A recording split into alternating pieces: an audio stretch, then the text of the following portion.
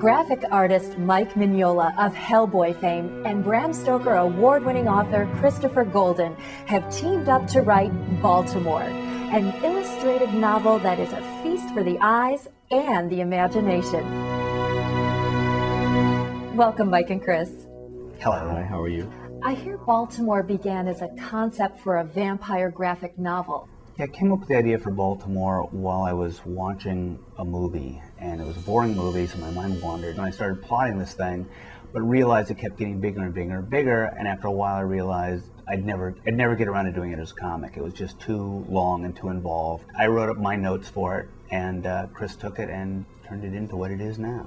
Well, and the beautiful thing about it is that I had been hearing Mike talk about this thing for years. He'd been planning it for so long that I was really surprised when he decided he didn't want to do it as a graphic novel, that he wanted to do it as a novel. Tell us the story of Baltimore. A young military officer, and his entire unit is destroyed in the battlefield, and he's horribly wounded. And while he's out there thinking he's going to die, in the night he is attacked by something vaguely vampiric, and he is wounded already, and then much, much worse by this creature, but he also manages to wound it. When he does so, he scars it forever, and the vampire decides that from that point on, as vengeance, it's going to murder everyone and everything he loves, and through that, he's forged really into the ultimate vampire hunter. This book is part reading experience, part viewing experience. Fill us in on the format and the artwork. I began with a lot of very specific visuals for this project. So when we turned it into a novel, I still wanted to get a chance to draw all the fun parts. And as the book becomes darker and darker, I think the illustrations reflect that. It's almost like laying in a soundtrack.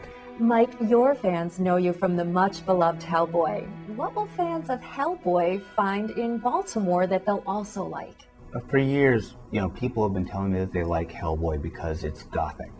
With Baltimore, I can say, you think Hellboy's gothic. This one over here, this is really a gothic thing. This is my big gothic monster. Chris, your novels, most recently The Border Kind, are contemporary horror and dark fantasy. With Baltimore going back and trying to present a sort of war-torn World War I era Europe was actually really interesting to me. And also just getting an opportunity to work both in the gothic but also with folklore, which is shown in things like The Border Kind.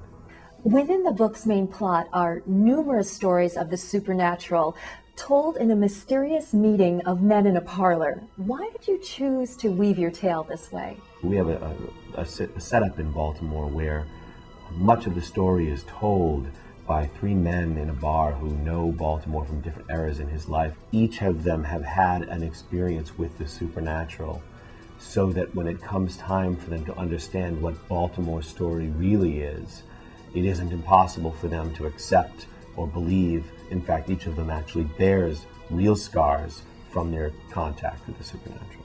They represent sort of the different phases of Baltimore's life, because you have the guy who knew him as a kid, the guy who only knew him after he was the scarred veteran, and the guy who cut off his leg. The surgeon. The surgeon who was, so you had the guy who basically was the bridge between these two characters. While Baltimore now is nothing but this weapon. Once upon a time, he was just a guy with a wife that he loved, and a title and a home and all of those things. These two master storytellers have created a gripping story of valor and of evil, and have enhanced the experience with stark and stunning illustrations. Fans of graphic novels, of fantasy novels, and of horror and adventure alike will be captivated by Baltimore.